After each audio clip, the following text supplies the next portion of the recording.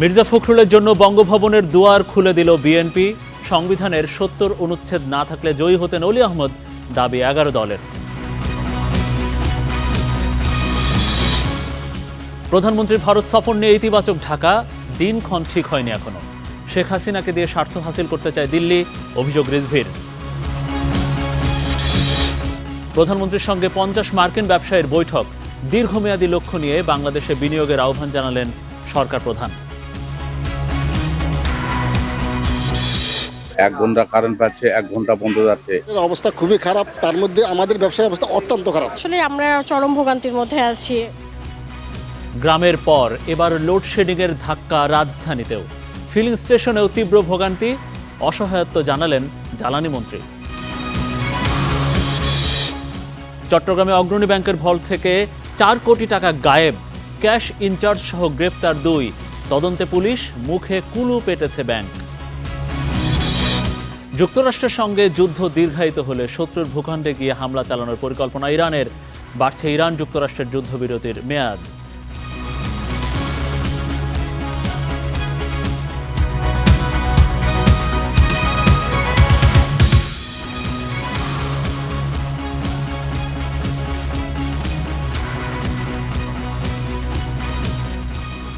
দর্শক, আপনাদের সবাইকে শুভেচ্ছা এবং আমন্ত্রণ স্টার নিউজ প্রাইমে। আপনারা দেখছিলেন আমাদের শিরোনামগুলো, আপনাদের সঙ্গে আছি মনিরুল ইসলাম। এতক্ষণ শিরোনামগুলো দেখছিলেন, এবারে বিস্তারিত খবর। বিএনপির রাষ্ট্রপতি প্রার্থী মির্জা ফখরুল ইসলাম আলমগীর সচিবালয়ে জ্যেষ্ঠ নেতাদের সঙ্গে বৈঠকের পর তার হাতে দলীয় মনোনয়নপত্র তুলে দিলেন প্রধানমন্ত্রী তারেক রহমান। এতে মহাসচিব, স্থায়ী কমিটির সদস্য পদ এবং মন্ত্রিত্ব থেকে সরে দাঁড়ালেন মির্জা ফখরুল। সব জল্পনা কল্পনার অবসান, অবশেষে বিএনপির রাষ্ট্রপতি প্রার্থী মির্জা ফখরুল ইসলাম আলমগীর। এর আগে সচিবালয়ে দলের জ্যেষ্ঠ নেতাদের সঙ্গে বসেন বিএনপি চেয়ারম্যান প্রধানমন্ত্রী তারেক রহমান। আলাপ আলোচনা শেষে মির্জা ফখরুলের হাতে তুলে দেন দলীয় মনোনয়ন। এরপর সাংবাদিকদের মুখোমুখি হয়ে দলের সিনিয়র যুগ্ম মহাসচিব রুহুল কবির রিজভী জানান, রাষ্ট্রপতি পদে প্রার্থী হওয়ায় দলের মহাসচিব ও স্থায়ী কমিটির পদ ছেড়েছেন মির্জা ফখরুল। বাংলাদেশ জাতীয়তাবাদী দলের রাষ্ট্রপতি প্রার্থী হয়েছেন দলের সংগ্রামী মহাসচিব মির্জা ফখরুল ইসলাম আলমগীর। প্রার্থী হওয়ার সাথে সাথে বাংলাদেশ জাতীয়তাবাদী দলের মহাসচিব এবং জাতীয় স্থায়ী কমিটির সদস্য পদ থেকে পদত্যাগ করেছেন। ২৪ জুলাই মোহাম্মদ শাহাবুদ্দিন পদত্যাগ করলে ভারপ্রাপ্ত রাষ্ট্রপতির দায়িত্ব নেন স্পিকার হাফিজউদ্দিন আহমদ। সব ঠিক থাকলে বঙ্গভবনের অভিভাবক হচ্ছেন মির্জা ফখরুল ইসলাম আলমগীর। সিফাত শাহরিয়ার, স্টার নিউজ, ঢাকা। সবচেয়ে দুঃসময়ে ছিলেন দলের কাণ্ডারি, ছিলেন সব আন্দোলন সংগ্রামের মূল ভাগে। সহ্য করেছেন স্বৈরশাসকের জেল, জুলুম আর অত্যাচার। সেই বর্ণাঢ্য রাজনৈতিক ক্যারিয়ারের যোগ্য সম্মান তাকে দিল বিএনপি। দল সরকার ছাপিয়ে এবার তিনি হচ্ছেন বাংলাদেশ রাষ্ট্রের অভিভাবক, যাচ্ছেন বঙ্গভবনে। আমাদের মনের কথাটা শুনেছিলাম, শুধু একটা স্বপ্নকে তাড়া করেছিলাম, দেশটা মুক্ত হবে, একটা গণতান্ত্রিক রাষ্ট্র হবে বাংলাদেশ।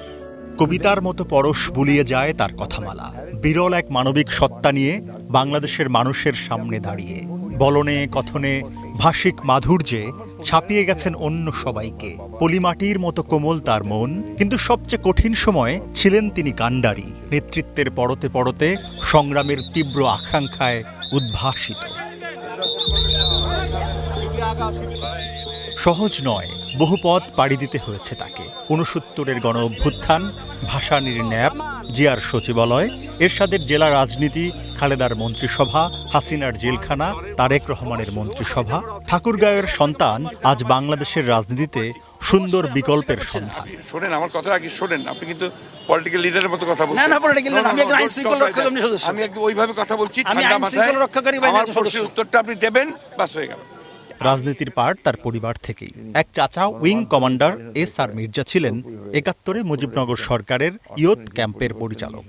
আরেক চাচা মির্জা গোলাম হাফিজ, জিয়াউর রহমানের ভূমি মন্ত্রী, দ্বিতীয় জাতীয় সংসদের স্পিকার, পরে খালেদা জিয়ার আইনমন্ত্রী। বাবা মির্জা রুহুল আমিন ছিলেন মুসলিম লীগের রাজনীতিবিদ। গণতন্ত্রকে প্রাতিষ্ঠানিক রূপ দেওয়ার ক্ষেত্রে বিএনপি সবসময় একটা ইতিবাচক ভূমিকা পালন করেছে। 62 থেকে 66 দুইবার পূর্ব পাকিস্তানের প্রাদেশিক পরিষদে যান। ঠাকুরগাঁও পৌরসভার মেয়র ছিলেন 17 বছর। তবে মির্জা ফখরুল ইসলাম আলমগীরের যাত্রাটা বাবার চেয়ে ভিন্ন। 69-এর গণঅভ্যুত্থানের বছরে ঢাকা বিশ্ববিদ্যালয়ের অর্থনীতির এই ছাত্র ছিলেন পূর্ব পাকিস্তান ছাত্র ইউনিয়নে বামপন্থী সংগঠক, মুসলিম লীগের ঘোর বিরোধী। শিক্ষার আলো ছড়িয়ে দেওয়ার প্রত্যয়ে ছিলেন সবার প্রিয়। 88-তে হলেন পৌর চেয়ারম্যান, তারপর বিএনপিতে। দীর্ঘ এই পথে কত কিছুই পাড়ি দিতে হয়েছে তাকে। দল যখন ভাঙনে, দল যখন সংকটে, তিনি ছিলেন একজন যোদ্ধা, বেগম খালেদা জিয়ার এক বিশ্বস্ত সেনাপতি। আমরা যারা রাজনীতি করি, আমরা ধরে নিয়েছি যে আমরা আপনার শেষ জীবন আমাদের হয় জেলে কাটবে অথবা ফাঁসিতে ঝুলতে হবে।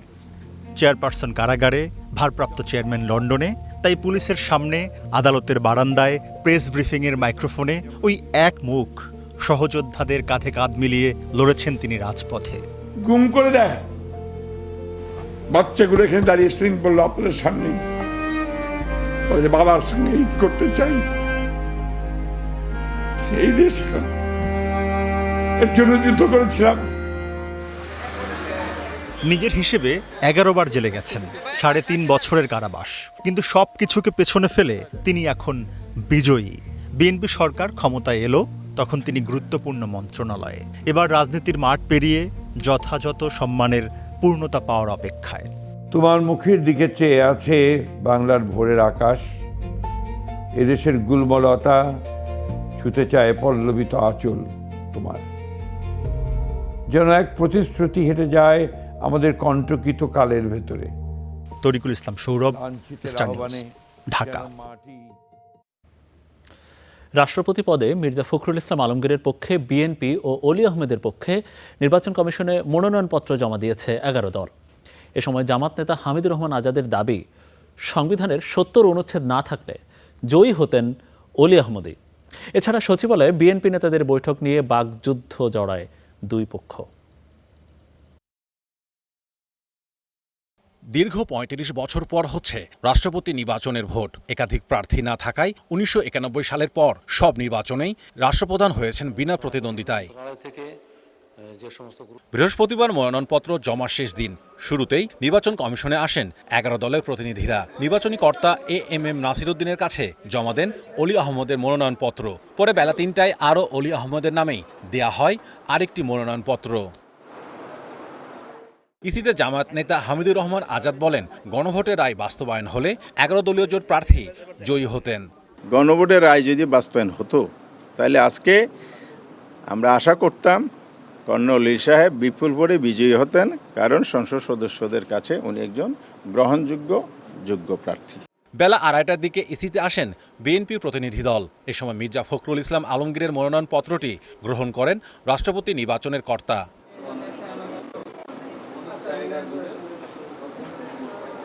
এ সময় বিএনপির পক্ষ থেকে জুলাই সনদ বাস্তবায়নে সবকিছু করা হবে বলে জানান চিফ হুইপ। জুলাই সনদের অক্ষর, দাড়ি, কমা, বিন্দু, সেমিকলন আমরা সবাই বাস্তবায়ন করব, যারা দক্ষিণ প্লাজায় স্বাক্ষরিত হয়েছে। পরে সচিবালয়ে বিএনপি নেতাদের বৈঠক প্রশ্নে পাল্টাপাল্টি বক্তব্য দেয় দুই পক্ষই। সচিবালয় হলো একটা নির্বাহী জায়গা, এখানে রাজনৈতিক দলের শীর্ষ বৈঠক হবে, শীর্ষ ফোরামের বৈঠক হবে, এটা অতীতের রেকর্ড আমাদের জানা নেই।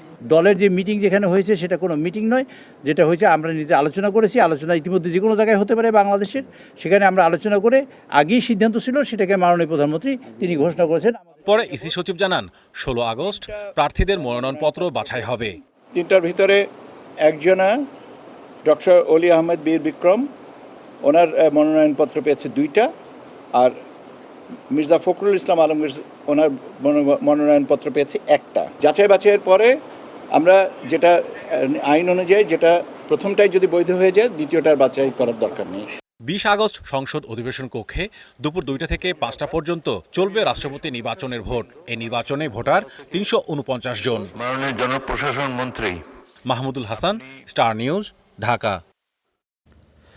মির্জা ফখরুল ইসলাম আলমগীর রাষ্ট্রপতি প্রার্থী হয়, বিএনপির মহাসচিব এখন কে হচ্ছেন তা নিয়ে নতুন করে শুরু হয়েছে জল্পনা কল্পনা। সরাসরি মহাসচিব নাকি ভারপ্রাপ্ত মহাসচিব, জোরালো হচ্ছে সেই প্রশ্ন। আগের উদাহরণ বিবেচনায় নিলে এই দৌড়ে অবশ্যই এগিয়ে আছেন রুহুল কবির রিজভী। অন্যদিকে স্বরাষ্ট্রমন্ত্রী পদে শহীদউদ্দিন চৌধুরী অ্যানি এবং স্থানীয় সরকার মন্ত্রী হিসেবে শোনা যাচ্ছে বর্তমান স্বরাষ্ট্রমন্ত্রী সালাউদ্দিন আহমদের নাম। স্বপ্নকে তাড়া করেছিলাম, দেশটা মুক্ত হবে, একটা গণতান্ত্রিক রাষ্ট্র হবে বাংলাদেশ। বিএনপির সবচেয়ে দুঃসময় দীর্ঘ 15 বছর দলের হাল ধরে রেখেছিলেন মির্জা ফখরুল ইসলাম আলমগীর। এবার বসতে যাচ্ছেন রাষ্ট্রের সর্বোচ্চ সাংবিধানিক পদে। অবসান হলো মহাসচিব হিসেবে তার দীর্ঘ যাত্রার। এতে সবখানে নতুন আলোচনা, কে হচ্ছেন বিএনপির পরবর্তী মহাসচিব। সেই তালিকার শুরুতেই রয়েছেন বিএনপির সিনিয়র যুগ্ম মহাসচিব রুহুল কবির রিজভীর নাম। কারণ দলটির অতীতেও আছে এমন নজির। 2011 সালে খন্দকার দেলোয়ার হোসেনের মৃত্যুর পর ভারপ্রাপ্ত মহাসচিব হয়েছিলেন তখনকার সিনিয়র যুগ্ম মহাসচিব মির্জা ফখরুল ইসলাম আলমগীর।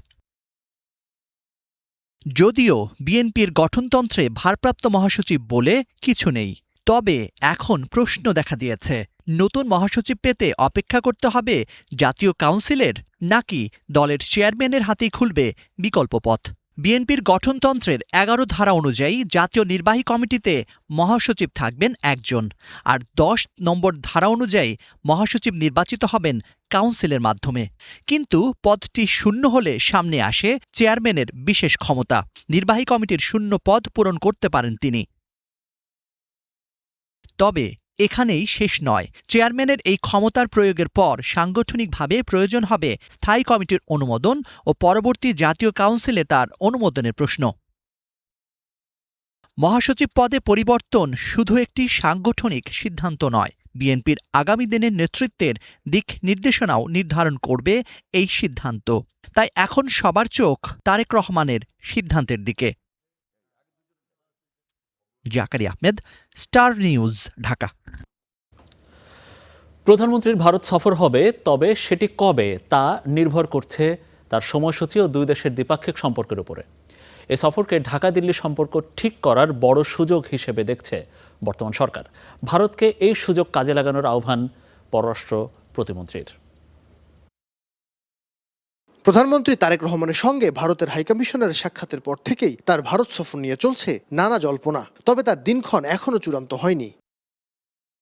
পররাষ্ট্র প্রতিমন্ত্রী বলছেন, প্রধানমন্ত্রী ভারত সফরে যাবেন, তবে সেটা নির্ভর করছে তার সময় ও ঢাকা দিল্লি সম্পর্কের উপরে। সকল দেশ সফরের ক্ষেত্রেই আমরা বাংলাদেশ সরকার পজিটিভ আছে, কিন্তু এটা নির্ভর করবে মাননীয় প্রধানমন্ত্রীর সময়ের উপরে এবং দুই দেশের আলোচনার কতটুকু আগাচ্ছে সেটার উপরে। পররাষ্ট্র মন্ত্রণালয়ের এই ব্রিফিংয়ে উঠে আসে ঢাকা দিল্লি সম্পর্কের ভবিষ্যৎ প্রসঙ্গ। এ নিয়ে প্রতিমন্ত্রী জানান, সাম্প্রতিক টানাপোড়েন কাটিয়ে সম্পর্ক স্বাভাবিকের সুযোগ এখনো আছে। যখন দুই দেশের প্রধান বসবে, দুই দেশের প্রধানমন্ত্রী যখন বসেন, তখন অবশ্যই অনেক সমস্যার সমাধান হতে পারে, অনেক সমস্যার সমাধান হওয়া সম্ভব এবং সেটাই আমরা আশা করি। এখন দেখার বিষয়, প্রধানমন্ত্রীর সম্ভাব্য দিল্লি সফর কি সত্যি ঢাকা দিল্লি সম্পর্কের নতুন অধ্যায়ের সূচনা করবে। সকল দেশের সাথে সম্পর্ক আরও কিভাবে জোরদার করা যায় সেই লক্ষ্যে পররাষ্ট্র মন্ত্রণালয় কাজ করে যাচ্ছে। নাইম আবির, স্টার নিউজ, ঢাকা। জুলাই গণঅভ্যুত্থান দমনে নির্বিচারে মানুষ মারার পরেও দেশে ফিরে শেখ হাসিনা রাজনীতি করার ইচ্ছেকে মামা বাড়ির আবদার বলে মন্তব্য করেছেন বিএনপির সিনিয়র যুগ্ম মহাসচিব রুহুল কবির রিজভী। ক্ষমতাচ্যুত প্রধানমন্ত্রীকে আশ্রয় করে দিল্লি তার স্বার্থ হাসিলের চেষ্টা করছে বলেও অভিযোগ করেছেন তিনি। প্রধানমন্ত্রী তারেক রহমানের সহোদর আরাফাত রহমান কোকোর 57তম জন্মদিন উপলক্ষে আয়োজিত এই দোয়া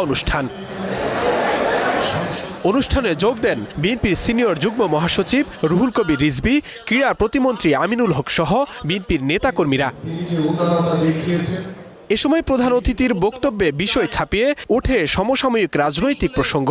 অভিযোগ করেন, হাসিনাকে ব্যবহার করে ফায়দা হাসিলের চেষ্টা করছে দিল্লি। বাংলাদেশের সার্বভৌমত্বকে, স্বাধীনতাকে তোয়াক্কা না করে পুরো বাংলাদেশের উপর তারা নিয়ন্ত্রণ নিয়ে এই দেশকে একটি করদমিত্র রাজ্য করার জন্য তাদের একজন শিখণ্ডী দরকার, তাদের একজন প্রতিভু দরকার। এই প্রতিভু, এই শিখণ্ডী ছিলেন শেখ হাসিনা, যাকে দিয়ে ওই পার্শ্ববর্তী দেশ, ওই দিল্লি বাংলাদেশের উপর তাদের আগ্রাসী যে আকাঙ্ক্ষা সেটা বাস্তবায়ন করার চেষ্টা করে। তিনি বলেন, ফ্যাসিবাদী সরকারের সময় শেখ হাসিনার নির্দেশে সংগঠিত হত্যাকাণ্ডের বিচার দেখতে চায় জনগণ। একজন নারী, তিনি আবার রাজনীতি করতে চান, আবার দিল্লি থেকে তিনি প্রেস কনফারেন্সে অংশগ্রহণ করেন। উনি মামার বাড়ির আবদার করছেন, পালিয়ে গিয়ে তাকে যারা আশ্রয় দিয়েছে। অনুষ্ঠানে বগুড়ায় আরাফাত রহমান কোকর নামে প্যারা স্পোর্টস কমপ্লেক্স প্রতিষ্ঠায় প্রধানমন্ত্রী নির্দেশনা দিয়েছেন বলেও জানান বক্তারা। আমি কোনো প্রতিহিংসার রাজনীতি করতে চাই। Zisan Ahmed, star news, Dhaka. দীর্ঘমেয়াদী লক্ষ্য নিয়ে যুক্তরাষ্ট্রের ব্যবসায়ীদের বাংলাদেশে বিনিয়োগের আহ্বান জানিয়েছেন প্রধানমন্ত্রী তারেক রহমান। ইউএস বাংলাদেশ বিজনেস কাউন্সিলের প্রতিনিধি দলের সঙ্গে বৈঠকে একথা বলেছেন তিনি। এ সময় বাংলাদেশের সমৃদ্ধিতে সহযোগিতা অব্যাহত রাখার আশ্বাস দেয় সফররত যুক্তরাষ্ট্রের প্রতিনিধি দল। বাংলাদেশ যখন বিদ্যুৎ ও জ্বালানি সংকটে, যখন নতুন সরকার বিদেশে বিনিয়োগ বাড়াতে উদ্গ্রীব, ঠিক সে সময় বাংলাদেশে হাজির যুক্তরাষ্ট্রের উচ্চ পর্যায়ের ব্যবসায়িক দল। সকালে সচিবালয়ে প্রধানমন্ত্রী তারেক রহমানের সঙ্গে ইউএস বাংলাদেশ বিজনেস কাউন্সিলের 50 সদস্যের প্রতিনিধি দল বৈঠক করেন। এ সময় নবায়নযোগ্য জ্বালানি ও আধুনিক প্রযুক্তিতে বিনিয়োগের আহ্বান জানান সরকার প্রধান। বৈঠকে যুক্তরাষ্ট্রের ব্যবসায়ীদের আত্মবিশ্বাসের সাথে দীর্ঘমেয়াদী লক্ষ্য নিয়ে বাংলাদেশে বিনিয়োগের আহ্বান জানান প্রধানমন্ত্রী। এ সময় বাংলাদেশের সমৃদ্ধিতে সহযোগিতা অব্যাহত রাখার কথা জানান ইউএস বাংলাদেশ বিজনেস কাউন্সিলের সভাপতি। That we received a very, very positive message from the government about social upliftment, about social welfare, about employment and jobs. আনুষ্ঠানিক ব্রিফিংয়ে প্রধানমন্ত্রীর উপদেষ্টা মাহাদি আমিন বলেন, বাংলাদেশে বিনিয়োগ বাড়ানোর বিষয়ে ফলপ্রসূ আলোচনা হয়েছে। এখানে কিভাবে বাংলাদেশে বিনিয়োগ আরও বাড়ানো যায়, ব্যবসা বাণিজ্য সম্প্রসারণ করা যায়, অর্থনৈতিক অগ্রযাত্রা বাংলাদেশ যুক্তরাষ্ট্রের সম্পর্ক আরও স্থিতিশীল এবং আরও দীর্ঘায়িত করা যায়, কিভাবে বাংলাদেশে কর্মসংস্থান তৈরি করা যায় এবং সরকারের বিভিন্ন ম্যানিফেস্টোতে যে পলিসিগুলো রয়েছে এগুলো বাস্তবায়নে আমেরিকার প্রাইভেট সেক্টর থেকে কিভাবে ভূমিকা রাখা যায় এগুলো নিয়ে বিস্তারিত আলোচনা হয়েছে। সকাল 9:30টায় শুরু হওয়া বৈঠক চলে ঘণ্টা দুয়েক।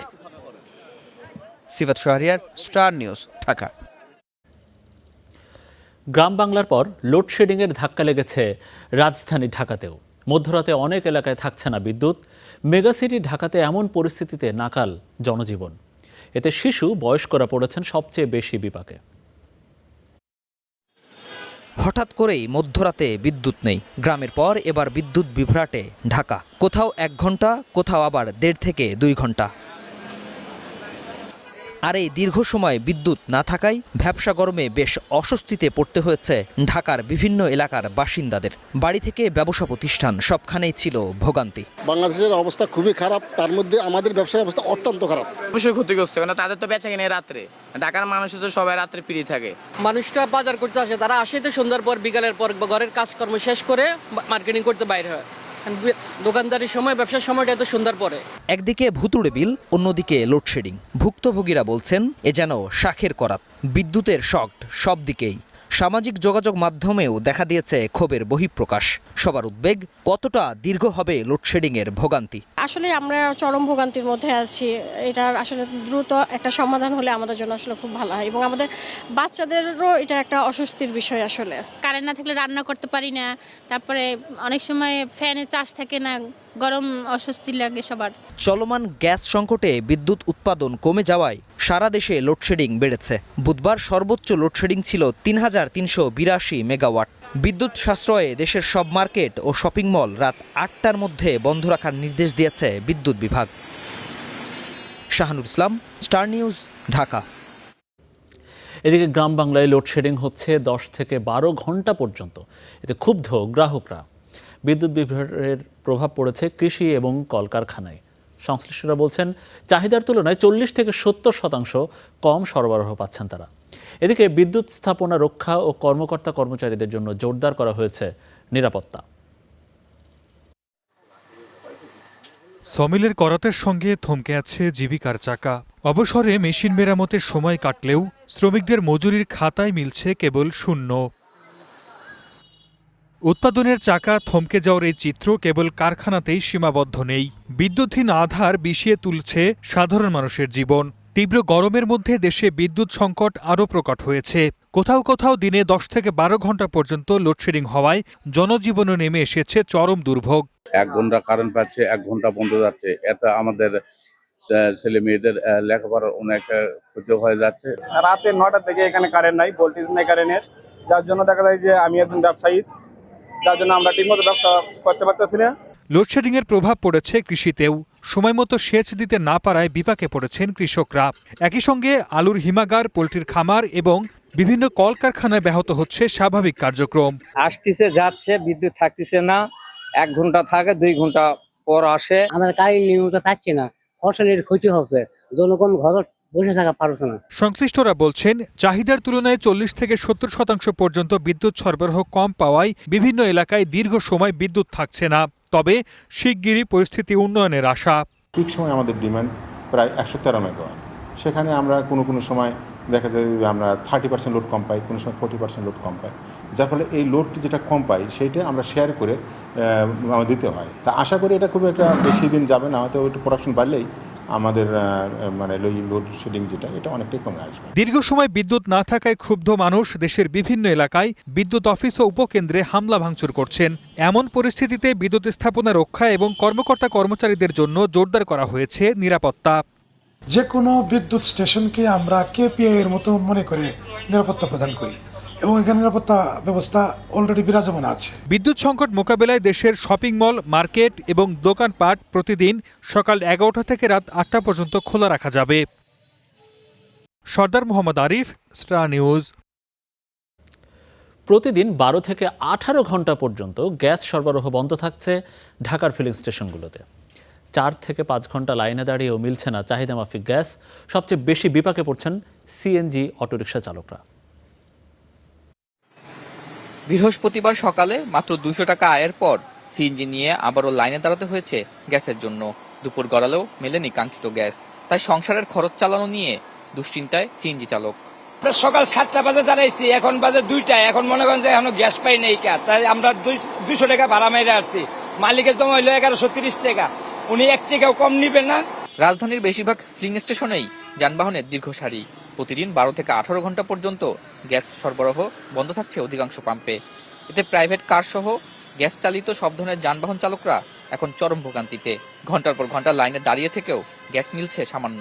পরিপূর্ণভাবে যেভাবে গ্যাস পাওয়ার কথা সেটা আমরা পাই না, যেই কারণে আমাদের এইভাবে বসে থাকতে হয়। কিছু জায়গায় গ্যাস পাওয়া যাইতেছিল, আবার এখন অনেক জায়গায় গ্যাস বন্ধ হয়ে গেছে।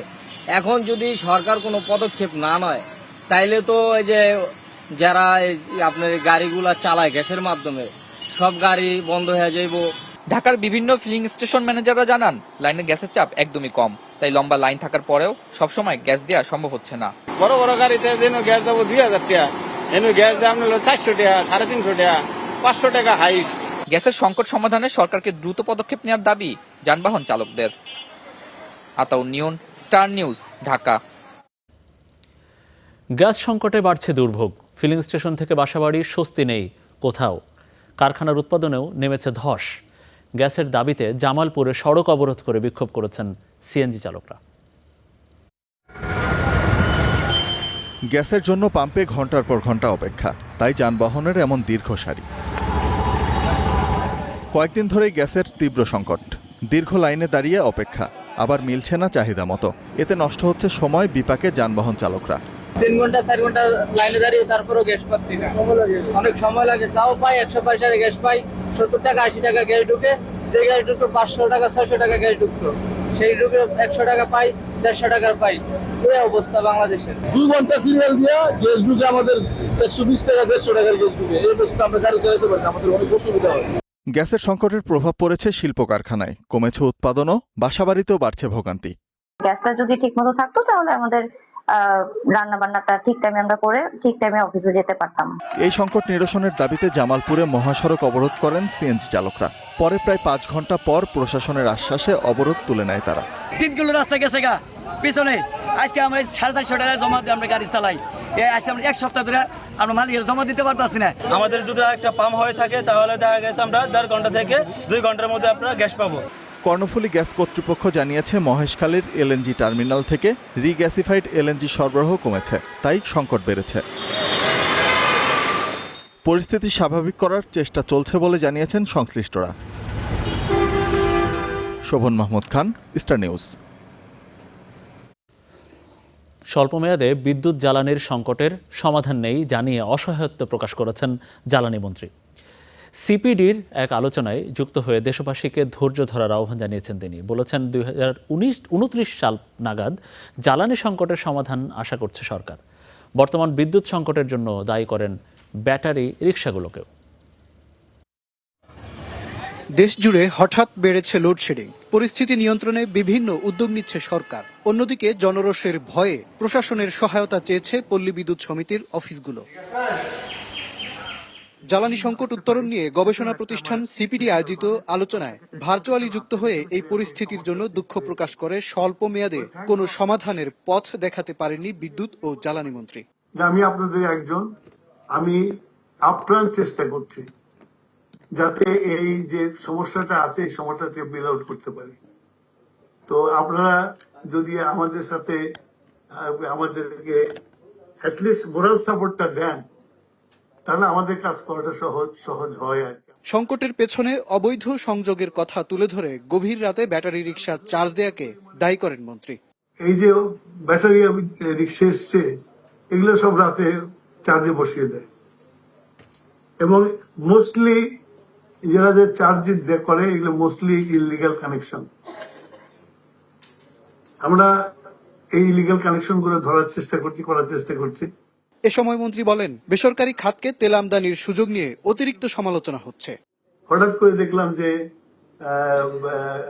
আমি আপনার বসুন্ধরাকে পুরা তেলের ব্যবসা দিয়ে দিচ্ছি।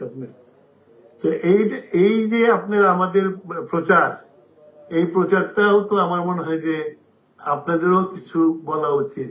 মহেশখালীর টার্মিনাল পুরোপুরি চালু হওয়ার সময় জানাতে না পারলেও মন্ত্রী জানান সংকট সমাধানে আরো 3টি টার্মিনাল করা হবে। মাজহার মাহবুব, স্টার নিউজ, ঢাকা। সরকারকে শেখ হাসিনার প্রেস কনফারেন্সের ব্যাপারে জবাব দিতে হবে। এ বিষয়ে স্পষ্ট না করে তারেক রহমানকে ভারত সফরে যেতে দেওয়া হবে না বলে হুঁশিয়ারি দিয়েছেন বিরোধী দলীয় চিফ হুইপ নাহিদ ইসলাম।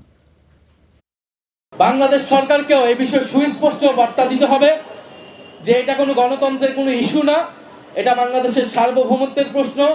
5ই আগস্টের যে প্রেস কনফারেন্স, সেটা নিয়ে তারেক রহমানকে স্পষ্ট জবাব দিতে হবে, পররাষ্ট্রমন্ত্রীকে স্পষ্ট জবাব দিতে হবে এবং এই প্রশ্নের সমাধান না হওয়া পর্যন্ত শেখ হাসিনার প্রত্যর্পণ কিভাবে হবে, ভারতের সাথে বাংলাদেশের সম্পর্ক কিভাবে নতুনভাবে নিরূপণ হবে, এটা ঠিক না হওয়া পর্যন্ত তারেক রহমান ভারতে যেতে পারবে না। চট্টগ্রামে অগ্রণী ব্যাংকের লাল দিঘি শাখায় ভল থেকে 4 কোটি 38 লাখ টাকা উধাওয়ের অভিযোগ উঠেছে। আর এই ঘটনায় গ্রেফতার করা হয়েছে 2 জনকে। ঘটনাটি তদন্তে নেমেছে পুলিশ। লাল দিঘির পারে অগ্রণী ব্যাংকের পূর্ব কর্পোরেটের শাখা, সেখানে ভোল্ট থেকে 4 কোটি 38 লাখ টাকা উধাও হওয়ার অভিযোগ উঠেছে। ঘটনাটি বৃহস্পতিবার জানাজানির পর বন্দরনগরী জুড়ে তৈরি হয়েছে চাঞ্চল্য। ব্যাংক কর্মকর্তারা জানান, বিভিন্ন গ্রাহকের আমানতের বিশাল এই অর্থের ঘাটতি ধরা পড়ে নিয়মিত হিসাব মেলানোর সময়। গত 10 আগস্ট নগরীর কোতোয়ালি থানায় মামলা দায়ের করেন তারা। এই ঘটনায় ক্যাশ ইনচার্জ কামরুল হোসেন ও জাফরুল্লাহ তানভীর নামে 2 জনকে গ্রেফতার করেছে পুলিশ। 2টি মোবাইল ফোন সহ 64 জিবির একটি পেনড্রাইভ জব্দ করা হয়েছে। সিসি ক্যামেরা ফুটেজ দেখছি, দেখার পরে আরও আমরা সবাইকে জিজ্ঞাসাবাদ করছি। সবগুলো আমরা তথ্য প্রমাণ একসাথে করে কয়দিন বা কিভাবে বা কখন করছে এই জিনিসটা আমরা পরিষ্কার করবো। পরস্পর যোগ সাদৃশ্য এই ক্ষেত্রে সরাইছে বা কোথায় গেছে এগুলোর একটা প্রক্রিয়াই আছে, হয়তো এটাই তদন্তের প্রক্রিয়া। দেন তদন্ত করে এই জিনিসটা পরিষ্কার হবে। মামলার এজাহারে উল্লেখ, ভোল্টে টাকার বান্ডিলে বড় নোটের ভেতর ছোট নোট ঢুকিয়ে প্রকৃত অর্থের পরিমাণ কম দেখানো হতো। ঘাটতির অর্থ হাটহাজারী উত্তর বরিশচর এলাকায় ইশরাত এগ্রো নামের একটি গরুর খামারে বিনিয়োগ করা হয়েছে। এমন ঘটনায় স্তব্ধ গ্রাহকরা। ক্রমান্বয়ে গ্রাহকের টাকা উদয় হয়ে যায়। ব্যাংক সম্বন্ধে মানুষের যে বিরূপ যে ধারণাটা, এটা বরাবর এটা বাড়তেছে, এটা ক্রমাগতভাবে এটা বাড়তেছে। ব্যাংক থেকে যদি সে আমানত নষ্ট হয়ে যায়, ব্যাংকের যে অস্তিত্ব সেটা থাকবে না। ঘটনার বিষয়ে জানতে চাইলে ব্যাংকের কোনো কর্মকর্তাই গণমাধ্যমে কথা বলতে রাজি হননি। এখানে আসলে আমাদের প্রিন্ট মিডিয়াতে বক্তব্য দেওয়ার কোনো ইচ্ছা নেই, এটা হচ্ছে সহজ কথা। ঠিক আছে, 32 লাখ টাকা এখান থেকে উধাও হলো, আমরা তাহলে ধরে নিব যে এখানে আপনাদের ব্যাংকের কর্মকর্তারাই জড়িত। মামুন রশিদ, অভি, স্টার নিউজ, চট্টগ্রাম। সড়ক দুর্ঘটনায় কক্সবাজার ও নেত্রকোনায় 4 জন সহ 10 জেলায় 16 জন নিহত হয়েছেন। নড়াইলে এক শিশুসহ 8 জেলায় মারা গেছে আরও 8 জন। বরিশালে শিক্ষার্থী নিহতের ক্ষতিপূরণ দাবিতে হয়েছে বিক্ষোভও। কক্সবাজার চট্টগ্রাম মহাসড়কের চকরিয়ার খুঁটাখালী এলাকা। দুপুরে বাস জিপের সংঘর্ষে প্রাণ গেছে 4 জনের, আহত হয়েছেন অন্তত 5 জন।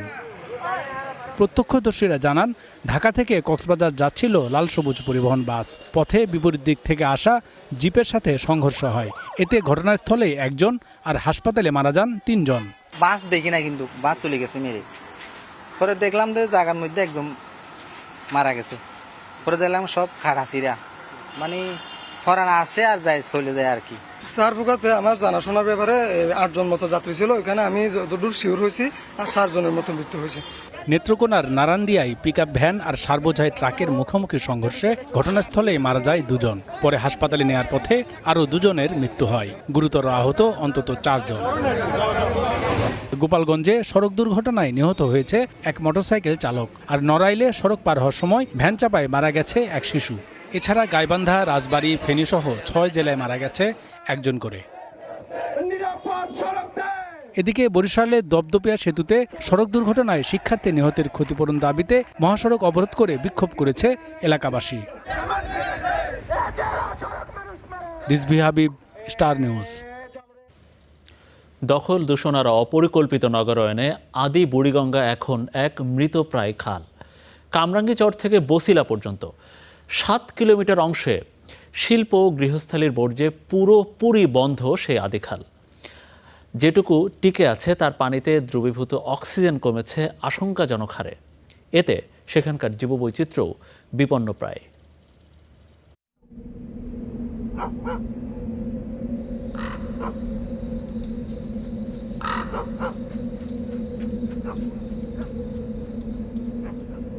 এককালের প্রমত্তা আদি বুড়িগঙ্গা সময়ের বিবর্তনে এখন যেন মৃত খাল। মুঘল ও ব্রিটিশ আমলে ছিল ব্যবসা বাণিজ্যের মূল পথ। দখল, দূষণে এখন অস্তিত্ব সংকটে। কামরাঙ্গীরচর, লালবাগ, আজিমপুর হয়ে রায়ের বাজার পর্যন্ত বিস্তৃত 7 কিলোমিটারের এই চ্যানেল। বছরের পর বছর ধরে এখানে ফেলা হয়েছে হাজারিবাগের ট্যানারি ও আবাসিক বর্জ্য। পচা পানিগুলো, নর্দমার পানিগুলো এখানে আসা জমা হয়। জমা হইলে মনে করেন ময়লা জমা, এই পানি মনে করেন পচা গন্ধ ছুটে জায়গা। ময়লা পানির কারণে মশার উৎপাত বেশি। আমাদের নদীর পাড়ে যারা বসবাস করি, মশার অত্যাচার অনেক সহ্য করতে হয়। মাছ এখানে কি করে থাকবো? আর 10 বছর আগে কি আরও মনে করেন 10 থেকে 15 বছর আগে এখানে মানুষ সবাই গোসল টোসল করতো। পরিবেশবিদরা বলছেন, ঢাকার চারপাশের নদীগুলোর মধ্যে সবচেয়ে বেশি দূষণের শিকার এই আদি বুড়িগঙ্গা। অন্তত 90টি পয়েন্ট দিয়ে এতে সরাসরি পড়ছে বিষাক্ত বর্জ্য। সেই দূষিত পানি পড়ছে মূল বুড়িগঙ্গায়। নদীর যে পানির গুণগত মান, সেই বিবেচনায় তাকে কোনোভাবে আর জীবন্ত নদী বলা যায় না। এই নদীতে যে পানি আছে সেটি দেখতে কালো কুচকুচে, এইটির আশেপাশে যাওয়া যায় না দুর্গন্ধে। এইখানকার দূষণ ডাইলুটেড হয়ে ইমপ্রুভ খুব একটা হতে দেখা যায় না, কারণ এইখানে পানির প্রবাহেই নাই। তবে কি হবে এর ভবিষ্যৎ? এই প্রশ্নে সিটি কর্পোরেশন বলছে, নদীটি রক্ষায় বিআইডব্লিউটিএ, রাজুক ও জেলা প্রশাসনকে সঙ্গে নিয়ে মাঠে নামছেন তারা। উচ্ছেদের পাশাপাশি আগামী গ্রীষ্মে পুরোদমে খনন কাজ শুরুর পরিকল্পনার কথাও জানাচ্ছেন দক্ষিণ সিটির প্রশাসক। সীমানা চিহ্নিত করে সেখানে আমরা কাজ শুরু করব। 8 লেনের একটা আমাদের রাস্তা হচ্ছে, যেটা একদম মানে গাবতলি থেকে একে পাগলা পর্যন্ত চলে যাবে। তো এইটা স্বাভাবিকভাবে বুড়িগঙ্গার পাড় দিয়েই যাবে এবং আমরা বিশ্বাস করি পরে বুড়িগঙ্গা একটা পর্যটন কেন্দ্র হিসাবে রূপান্তরিত হয়ে যাবে। তবে উচ্ছেদ অভিযান, পুনর্খনন যাই হোক না কেন, সে কাজে ঢাকাবাসীকে যুক্ত করা না গেলে কতটা সুফল মিলবে তা নিয়ে সন্দিহান গবেষকরা। পাশাপাশি বলছেন, বর্জ্য ফেলা বন্ধ না হলে অধরাই থেকে যাবে আদি বুড়িগঙ্গাকে স্বরূপে ফেরানোর স্বপ্ন। Suman Mahmud, star news, Dhaka. দেশের বাইরের খবর জানাবো। যুক্তরাষ্ট্রের সঙ্গে যুদ্ধ আরও দীর্ঘায়িত হলে শত্রুর ভূখণ্ডে গিয়ে হামলা চালানোর পরিকল্পনা করছে ইরান। আর এই সক্ষমতা গড়ে তুলতে এরই মধ্যে সশস্ত্র বাহিনীকে নির্দেশ দিয়েছেন নতুন সামরিক নেতৃত্ব। এদিকে প্রেসিডেন্ট ট্রাম্প দাবি করেছেন, হরমুজের পুরো নিয়ন্ত্রণ এখন যুক্তরাষ্ট্রের হাতে। যদিও এই দাবি প্রত্যাখ্যান করেছে ইরান। মধ্যপ্রাচ্যের যুদ্ধে প্রতিনিয়তই ঘটছে বাকবদল। এতদিন নিজ দেশ থেকেই শত্রুর ভূখণ্ডে বিভিন্ন সমরাস্ত্র ও স্থাপনা লক্ষ্যবস্তু করলেও এবার নতুন পরিকল্পনা আঁটছে ইরান। আইআরজিসিকে দেশের সীমান্তের বাইরে এমনকি শত্রুর ভূখণ্ডে গিয়ে সামরিক অভিযান চালানোর সক্ষমতা অর্জনের নির্দেশ দেওয়া হয়েছে বলে জানিয়েছেন বাহিনীটির জ্যেষ্ঠ কমান্ডার। আমাদের অবশ্যই শত্রুর ভূখণ্ডে অভিযান চালানোর সক্ষমতা থাকতে হবে। শত্রুর দেশে গিয়ে এবং নিজেদের ভূখণ্ড থেকে অনেক দূরে অভিযান পরিচালনা করতে হবে। এটা একটি আক্রমণাত্মক সামরিক নীতি। প্রয়োজনের সময় এই দায়িত্ব পালনের জন্য আইআরজিসিকে এখন সেই প্রস্তুতি ও সক্ষমতা অর্জনের নির্দেশ দেওয়া হয়েছে।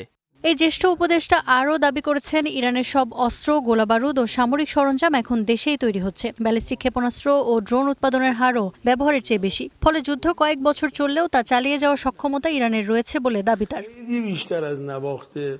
এর মধ্যেই হরমুজ প্রণালী নিয়ে কঠোর অবস্থান জানিয়েছে তেহরান। ইরানের জাতীয় নিরাপত্তা পরিষদের নবনিযুক্ত সচিব মোহসেন রেজাই বলেছেন, যুক্তরাষ্ট্রের যুদ্ধ ও অবরোধ বন্ধ, ইরানের জব্দ সম্পদ ছাড় এবং লেবানন ও গাজা সহ পুরো অঞ্চলে যুদ্ধবিরতিতে সম্মত না হওয়া পর্যন্ত হরমুজ খুলবে না।